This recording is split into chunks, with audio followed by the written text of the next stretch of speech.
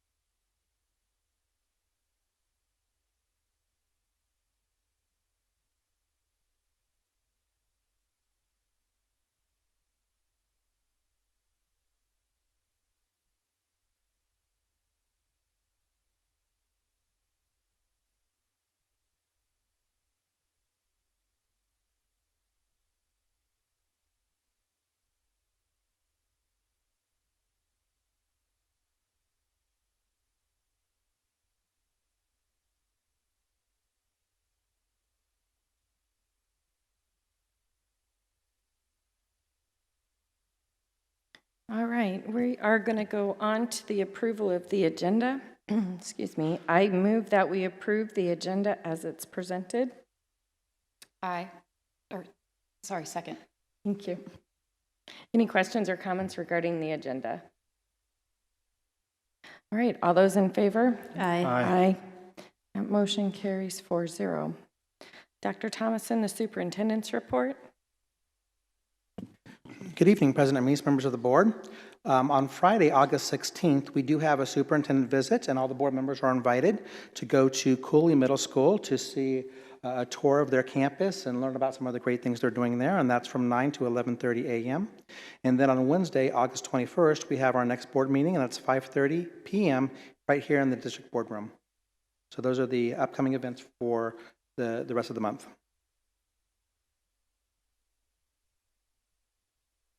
Thank you. We will go on to board comments. I know we just started school. There's been lots of back-to-school events and curriculum nights and meet the teacher nights. Does anyone have board comments?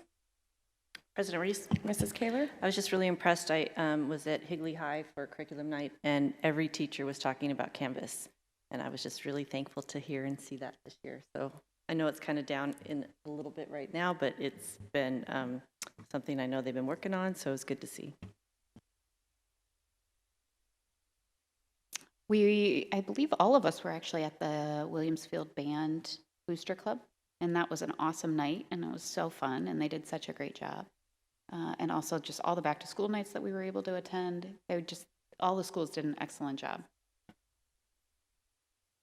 Yeah, man, if I may piggyback on that, I was just reflecting on the way over. So we all were at a fundraiser for Williamsfield, the band, on Friday night, and here you have someone who's every Friday night for football season is going to be marching, practicing marching, and here he is. He had a Friday night off, but he spent it raising money for his program and his kids, and how lucky we are to have people like that, and we have to do everything we can to make sure that they are honored, valued, and respected, and we are doing that, and we're just really lucky to have some of the employees that we do.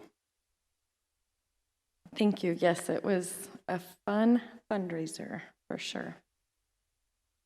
And it was nice to be able to have an evening out. Any other board comments? All right, then we'll go on to request to speak. Mrs. Reach, do we have any requests? Okay. Then we will go on to our consent agenda items. I move that we approve the consent agenda as it is presented. Second. Any questions or comments regarding the consent agenda? All right. All those in favor? Aye. Aye. That motion carries 4-0. We will go on to our action and information items. And our first one is 8.1 for the board to discuss and approve the ASBA's draft of their 2020 political agenda.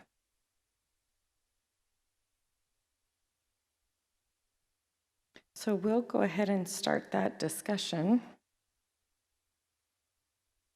President Reese, Mrs. Kaler? I think we've already kind of talked about what as a board, what our top agendas were. And these are very close to some of the things that we had picked out. So, I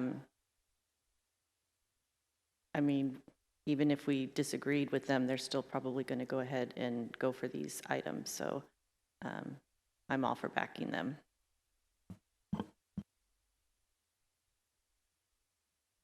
Yeah, I totally agree with you, so I'm fine with all that. I just, on page 7, this is going to sound contrary to what I believe, but there's something in there that encourages compulsory attendance from age 16 to 18, and it doesn't, like my son, I think some of our children have graduated at age 17, so it doesn't, I wish maybe I'm nitpicking, but I wish it just said, or, earned a diploma, because kids can earn it earlier at younger ages, and I'm not even sure that's not a problem in Higley. Our graduation rate is pretty high, so that's the only thing. Everything else is, I agree with Ms. Kaler.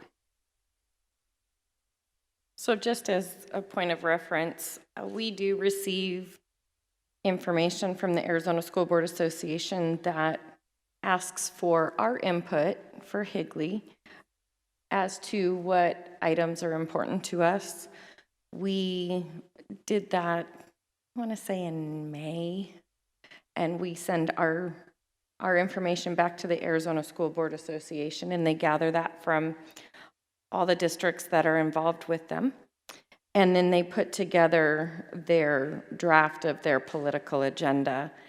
And I agree, we went through and indicated what we felt was important to Higley and recognized that ASBA represents all of Arizona and the School Boards Association for the districts that do participate in their organization. So I think that they have a pretty comprehensive draft here for the political agenda.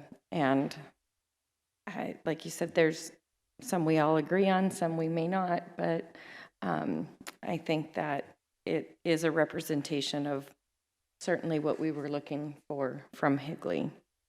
So I move that we approve the Arizona School Board Association draft for their 2020 political agenda. Second. Any other comments or questions? All right, all those in favor? Aye. Aye. So that motion carries 4-0.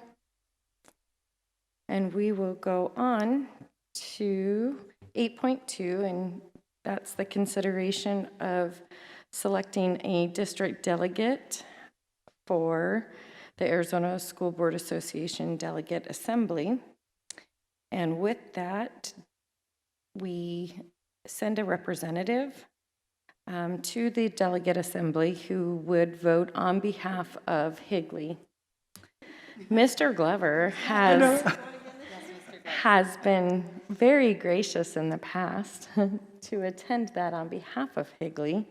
And I know it's kind of been double duty. You've been down there for another reason at one point. Yeah, you guys are pressuring me, but I want you to know that I did that last year. This year I went to the AEA, the state delegation, and I also went to the NEA with 8,200 teachers and spent several days with them. But if you're going to peer pressure me into it, I'll consider it. But let me look at the dates on here again. What better representation then? The democracy in it. I think it just suits you, Mr. Glover.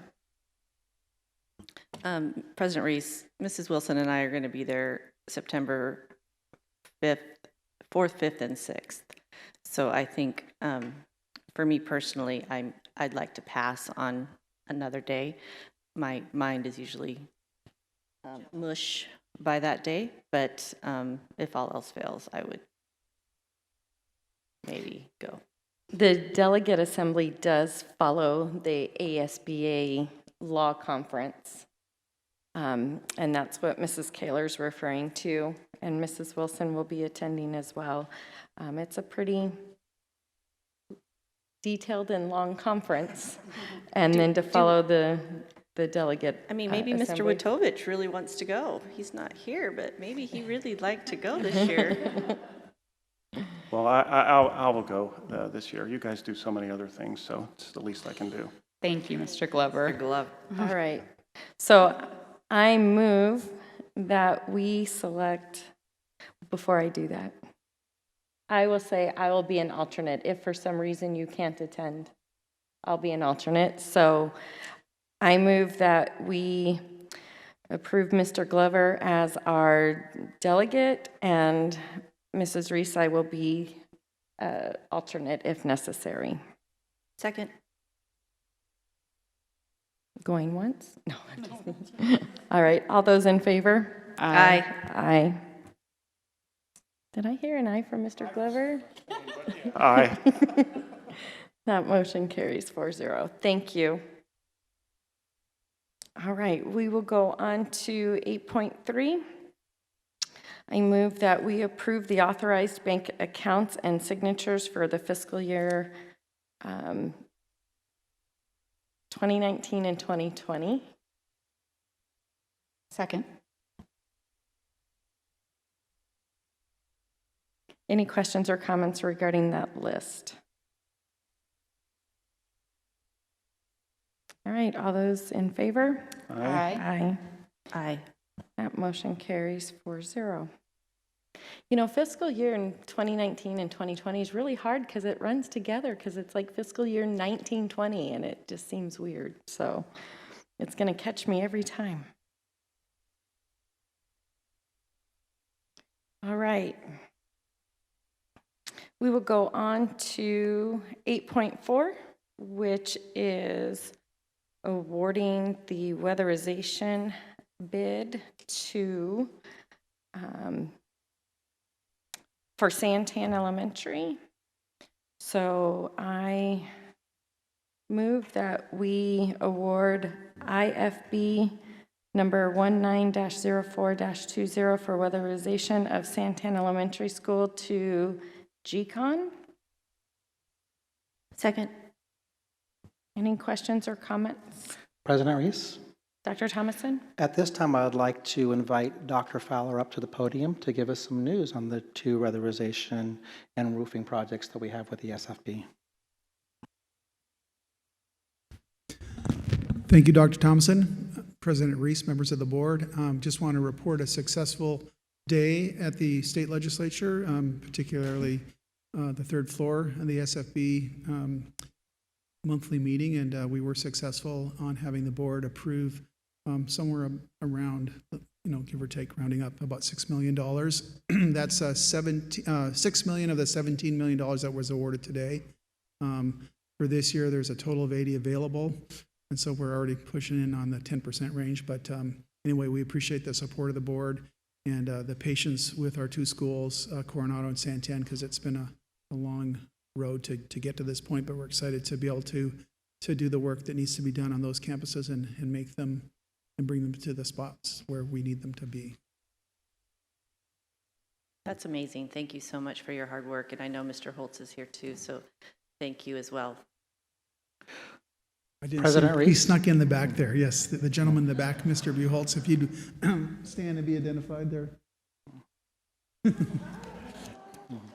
So yeah, it's been a long process. But. And President Reese, members of the board, this is over $6 million that does not come out of our general fund. So we thank them very much for their hard work and dedication to making sure our community is taken care of with some of the state taxpayers' funds through this the School Facilities Board. They work hard to get down there. It's not an easy task. If you've ever worked with the School Facilities Board, they run these guys through the ringer. This has been a project that's a year and a half in the making. Quick question. Is GCON, have they worked for us before on another site? And which one was it? Yes, we worked with GCON on 2 previous SFB projects, the Higley High School Gymnasium and Gateway Point Elementary School roof and weatherization. Any other questions? President Reese, I just do have a comment. When you go through the SFB for projects, it is a low bid contract process, and so when we put out the request for proposals and bids, we do not have a say in who we get to pick. It is chosen by the school facilities board on low bid. Thank you for that clarification. All right, anything else? Thank you. All right, all those in favor? Aye. Aye. That motion carries 4-0. And with that, following it, we'll go on to 8.5, and I move that we award IFB number 190320 for weatherization of Coronado Elementary School to Sun Valley Builders. Second? Any other questions? Same. Well, President Reese, may I?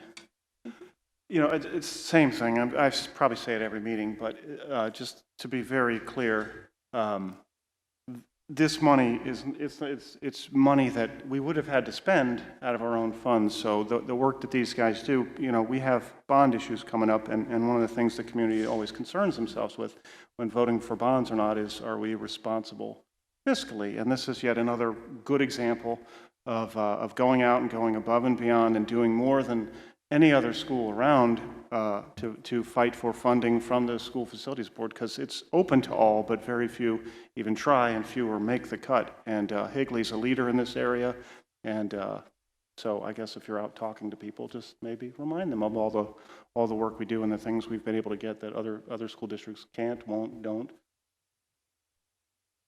That's a good point, because I have heard from Dr. Fowler and everyone involved that this is a lengthy process, and sometimes you submit and then you have to wait for their meeting and they'll come back, and then you have to resubmit, and then you wait, and then you have to resubmit. So it's typically not a one and done. So thank you, Mr. Glover, for bringing that point, is that it is sometimes can be a tedious process that people don't follow through with, and we have people who do, and that's how come we're able to be able to use this money. So again, thank you. Just like Ms. Kaler asked about GCON, has Sun Valley Builders done any previous work? President Reese, members of the board, yes, we are familiar with Sun Valley. In fact, they were involved, I believe it now 3 or 4 years back, and involved in some painting and some other smaller projects with us. So we're very comfortable with that construction company and excited to work with them. Perfect, thank you. Any other questions? All right, all those in favor? Aye. And that motion carries 4.0. Or, sorry, 4-0. See? Right? All right, we're going to go on to 8.6. I move that we approve the hiring schedule for the classified employees effective January 1st, 2020, as they are presented here. Second. Ms. Martins, would you like to review this, please? Certainly. Good evening, President Reese, members of our governing board. So in front of you today is a copy of the new classified non-exempt salary schedule. You may or may not recall, we've been having some conversations around this topic for quite a while. Most recently in June, Mr. Vance Jacobson, who is the project lead for our classification and compensation project, came and spoke in front of the board in relation to why we needed to move this direction. So you'll see what we have here is a grid system with steps. You'll have the grades. They start at 101 and continue, and then you have the steps where they start at S at starting, and then they continue. So the most important thing in regards to this salary schedule is it values the internal equity that we have with our current classified employees. As you recall, or again, may or may not recall, when Mr. Vance was here, he talked about how we currently on our salary schedule are in the 30 to 35 percentile of the market. This will bring us up into the 45 percentile. And it shows we're making a good faith effort to our employees, because although it's still only the 45 percentile, we also have to take into consideration our budget and our financial capabilities that we have here at Higley. So given all the work that his company has done and the work that we've collaborated, you have this in front of you today. And in my opinion, it's, huge steps from where we've been. And this will carry us out for quite a while. And as I said, the internal equity and what I believe our classified employees will value that we've made these efforts and the bigger picture. And you're seeing numbers that didn't exist in our previous schedule. I will say that we're still finalizing the grade classifications for all of our positions. So some of our positions won't go up to grade 123, but I wanted to have the board approve it if at time there becomes a position that we approve or present to the board that's a new position that would need that type of level in the future. And or if a position has to be reorganized because of the level of the duties and the things that have changed systematically throughout the district. But as we finalize that, we'll then post it up on a website, and then all new individuals being offered positions will all start at that S step. And that's because, again, going back to that internal equity, we want to assure our current employees that nobody is going to be stepping over them. So what I will present to our administrators and what I say to you tonight is it's about valuing that internal equity, and it's not about not giving experience. It's about saying that we have to make sure that we're not jumping our current people because they've invested in us. They've dedicated their time to us, and loyalty is part of that word, but the fact that we're valuing their tenure in that larger capacity too. Mrs. Martin, so just to reiterate, like a 102 to a 103, that's still being, those classifications of job titles are still being decided. Correct. We have Okay. most of them completed, but there's probably about 3 or 4 that are still kind of hanging out there in regards to where exactly will they fit in that grade system. And something new to Higley, they have not done before, is have a true classification system. So something that's nice that Mr. Vance's company has is this job analysis tool where based on the duties, the education, the work, the level of impact to the organization, a number of factors is how it gets weighted and then where it falls within that schedule. And so when do you, Ms. Martin, thank you, when do you expect that we'll be able to see? Because I'm curious as to who fits in where. When do you think that? Certainly. I would say probably just given the nature of we're starting the new school year, there's a lot of other things going on. I wanted to come to all of you to approve this in advance and we could finish that, but probably I would say September. We could refocus because then our next step will be making sure, and Mr. Vance has helped us quite a bit, Mr. Jacobson, pardon me, a man with 2 names, Vance Jacobson. But, he's done a lot of work in helping us identify where our current employees should go based on their years of experience, based on where they came in. And if you recall, we talked about how we looked at every single current classified employee that we had and made sure we looked through their file and put them on the spreadsheet so that way we placed them correctly. So we'll be doing that work too to make sure that we're ready and we can do new work agreements for that January 1 effective date. So I think September would be a good time frame in which I could share with Dr. Thomason to be included in superintendent's report. And just to follow up, let's, hypothetically speaking, if somebody felt that they were not in the right place, what steps would you,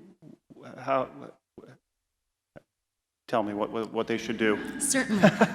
So we don't have a formal process in place. However, it has happened during my tenure here. What I've done is I've invited them to come and meet with me. And I actually borrowed the classification compensation tool from my prior organization. And what it is a real job questionnaire. And so I invite them in. It's usually about 45 minutes to an hour. And I assess based on that job analysis tool and ask those same similar questions that it asks while we're assessing the job or the position and the duties. And then from there, I also do some other interviews, and I did this with a position just this past school year, where I met with the supervisor to get a take on what they understand that position to be and the work that they're doing, and then from there, run it through and then decipher to Dr. Thomason and make a recommendation whether or not it warrants a reclassification or not. But so just to, I get that, and as a teacher, I could totally follow that. But if I were, somebody that didn't know the inner workings of this office, I mean, will you relay to the principals that if anybody had a concern or a problem, because they may not know, I mean, they might be too intimidated to just email you or Certainly. call you up. Certainly. I will be more than happy to relay to our administration and our site principals that that's an option. As a follow-up to that, how will this be rolled out to our classified employees? Are they just going to get a notification that this is the classification of the position they're in? This is what their salary is going to be come January 1st? Is there going to be some on-site meetings so that they can understand what changes? Obviously, this should be, like you said, good for a while. January 1st is the last of our increases so far for the state with minimum wage. So this would be in compliance of that new wage, but how will this be rolled out to everybody? No, I think that's a great question. So one thing that we had done upon the board's recommendation in the spring was actually go to the sites, and I found that very valuable. So I'd like to start there and let them know that the board has approved the salary schedule and that we're looking for changes on January 1. And then we're working internally to identify that placement within the salary schedule, and that we will be providing them prior to January 1 the information for their new work agreement. It's a delicate balance because classification and compensation is not easy to explain to your average person, right? Just in the communications that I did across the district when we were talking about the study that we were doing, you could see a lot of kind of blank stares in the bigger picture, and I invited people to ask questions. I invited people to come back and follow up, and people did. And I think more than anything, I don't think anybody was concerned about how it was going to be taken if they followed up with me. So I hope and I can communicate that same message to our sites and our administrators and at those meetings. And I made sure there's one conflict I had, but I made sure that I was at all of them. So it wasn't that I was sending other people, but I was the face in front of this too, in that bigger picture. But I think that's the first start off, and of course we'll be doing a number of emails in addition to that, and then relying on my fellow colleagues and administrators at the site to make sure that they're a point of contact if there's any questions or concerns that that individual isn't able to relay, or they're concerned about relaying to me directly at the district office, and they could funnel it through that piece of communication. And again, to follow up with Mr. Glover, I think that that's a great way to roll this out, and having the opportunity for people to come speak with you. I don't know that it's that uncommon. Multiple people who are in the same job from site to site, they may be doing different things. So while they were hired for a certain job and it's been classified a certain way, one site may be having someone do multiple duties that somebody may feel that they're not being appropriately classified. So having the ability to meet and speak with someone going, okay, I get these are my job responsibilities, and I know every single job description also says, and all other duties as assigned, but when those duties that are assigned may be much greater and may actually cross over into a different position, may then open up some questions. Certainly. So in my tenure here, I have been very cognizant of the fact when an administrator or a supervisor or manager has brought to my attention a need for their employee to do something that's outside of their normal duties, that I consider what that is, and then if it is something that's a higher level of work, that we thoughtfully think about, is that the right thing? And if that is the right thing, then what are we doing to make sure that it is equitable? Is it a short period of time? Is it a longer period of time? Do we have to look at a temporary sub-payment to go along with that, blended pay rate, et cetera? And I can assure you that we have actually done that a few times while I've been here, and I'm starting my third school year here. And I know that it's not as common as opposed to where I was at before, where we had those conversations more often. But again, the more that employees know, they become educated, they're aware, hopefully the more they vocalize their concerns and we can address them. Thank you. I'm so excited to see this, and I'm excited to see this move forward. And I know this was a lot of work because I think you discussed it with us back in June and how much work this was. And I'm just really excited to see the next steps of this and to hear, because I've heard positive feedback about those little town hall meetings that you've done. I don't know what else to call them, but that, and I think I've heard positive feedback from that in the community, and they've seen that you really do care about them, and I just appreciate that. Thank you so much, Mrs. Martins. Thank you.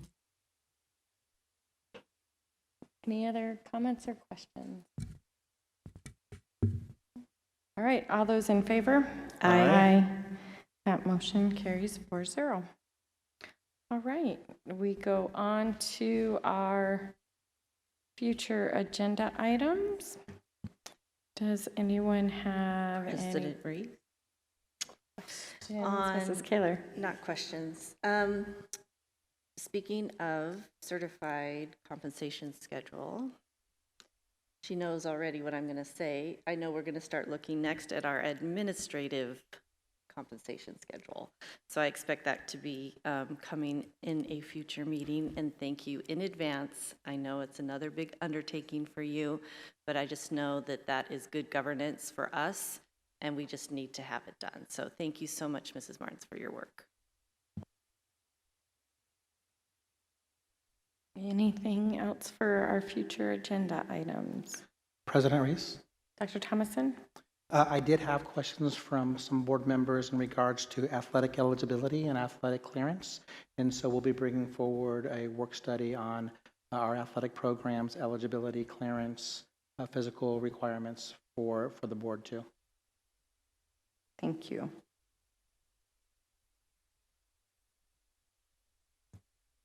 Anything else? No? All right, well, with that, I move that we adjourn. Second. All in favor? Aye. Aye. Aye. Motion carries 4-0. Have a good evening.